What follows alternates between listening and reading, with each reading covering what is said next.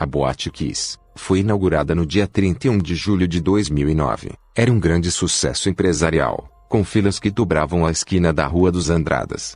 Os proprietários diziam que precisavam organizar a entrada devido ao excesso de clientes, que chegavam a 1.400 pagantes por noite. A capacidade do local não passasse de 691 presentes. Havia de 1.000 a 1.500 pessoas na noite do incêndio. Segundo a polícia, o incêndio na Boate Kiss foi uma tragédia que custou a vida de 242 pessoas e feriu 680, em uma boate na cidade de Santa Maria, no estado brasileiro do Rio Grande do Sul. A tragédia ocorreu na madrugada do dia 27 de janeiro de 2013, e foi provocada pela imprudência e pelas más condições de segurança no local.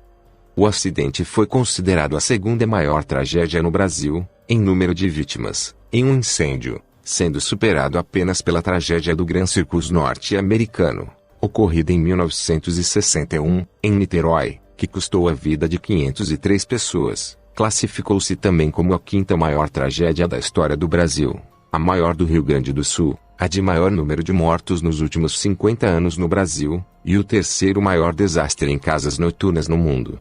A festa iniciou-se às 23 horas, de 26 de janeiro de 2013, sábado, na Boate Kiss, localizada na Rua dos Andradas, 1925, no centro da cidade. A reunião foi organizada por estudantes de 6 cursos universitários e técnicos da Universidade Federal de Santa Maria. 2 bandas estavam programadas para se apresentarem à noite. Estimou-se que entre 500 a 1.000 pessoas estavam na boate. Eram na maioria estudantes, uma vez que, como descrito, ocorria uma festa da universidade, dos cursos de pedagogia, agronomia, medicina veterinária e zootecnia.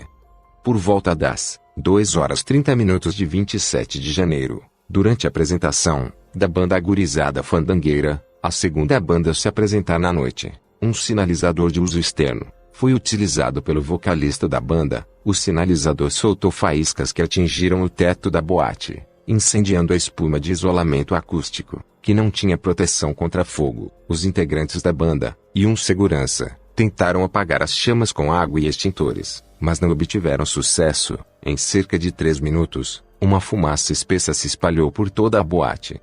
No início do incêndio, não houve comunicação entre os seguranças que estavam no palco e os seguranças que estavam na saída da boate. Estes, então, não permitiram inicialmente que as pessoas saíssem pela única porta do local, por acreditarem tratar-se de uma briga. A casa funcionava através do pagamento das comandas de consumo na saída, o que levou os seguranças a também pensarem que as pessoas estavam tentando sair sem pagar. Muitas vítimas forçaram a saída pelas portas dos banheiros, confundindo-as com portas de emergência, que descem para a rua, que de fato não existiam na boate. Em consequência disso, 90% dos corpos estariam nos banheiros. Durante o incêndio, de dentro da boate, uma das vítimas fatais conseguiu enviar uma mensagem, através da rede social, comunicando o incêndio e pedindo ajuda. A mensagem foi registrada, recebida às 3h20, ainda sem saber das dimensões da situação. Amigos pediram mais informações, mas não obtiveram resposta. A espuma usada em isolamento acústico, na Boate Kiss, era comum em Santa Maria. Era uma espuma de colchão, usada em boates, bares, clubes e outras casas com música ao vivo, mas a espuma era ineficiente para o efeito pretendido. Então foi retirada quando se implementou um projeto acústico na Kiss. Entretanto, foi recolocada, a pedido dos DJ, para evitar o eco de som. Nenhum órgão de fiscalização notou a presença dessa espuma inadequada. Após o incêndio, os catadores de lixo da cidade encontravam enormes quantidades de espuma, jogada fora pelas demais empresas que a adotaram, pois esse tipo de espuma se tornou um símbolo negativo para o público.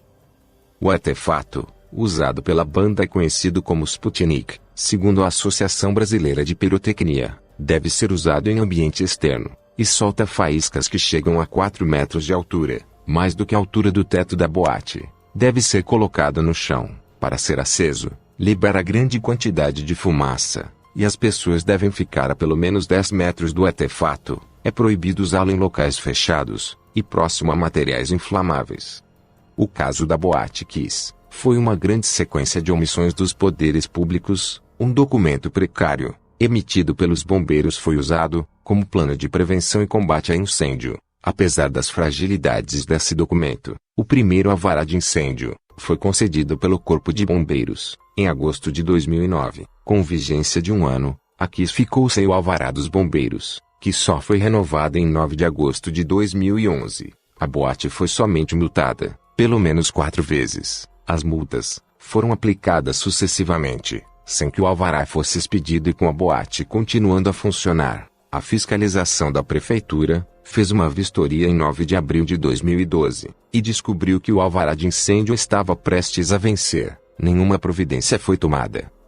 O incêndio teve ao todo 242 vítimas fatais. Destas, 235 perderam a vida no dia do incêndio, a maioria asfixiada pela fumaça, que tomou conta do ambiente interno, e 7 nos meses seguintes, após atendimento hospitalar. Diversas vítimas fatais, dentre elas 8 militares, participaram do resgate de vítimas inconscientes da boate. Bombeiros relataram que, enquanto retiravam os corpos, ouviram os celulares das vítimas tocarem, ininterruptamente, significando que seus parentes e amigos tentavam se comunicar.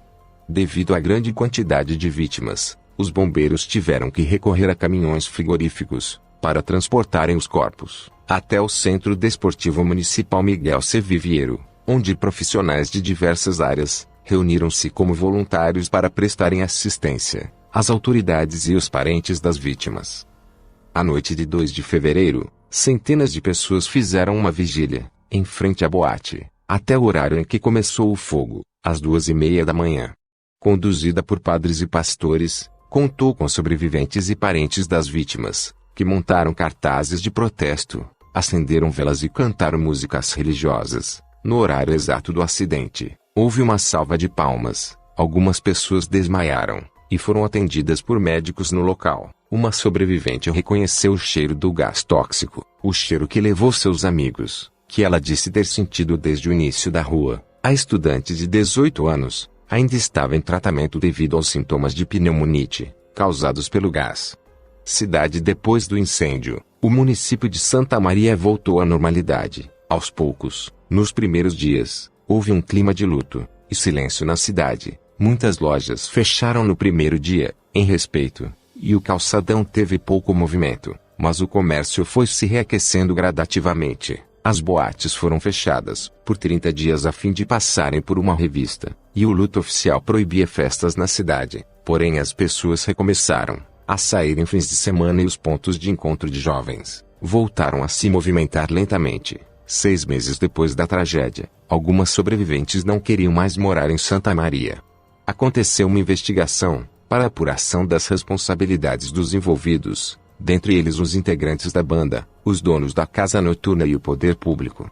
O incêndio iniciou um debate no Brasil sobre a segurança e o uso de efeitos pirotécnicos em ambientes fechados com grande quantidade de pessoas. A responsabilidade da fiscalização dos locais também foi debatida na mídia. Houve manifestações nas imprensas nacional e mundial, que variaram de mensagens de solidariedade a críticas sobre as condições das boates no país e a omissão das autoridades. Essa é a história da Boate Kiss. Não esqueça, acidente acontece onde a prevenção falha.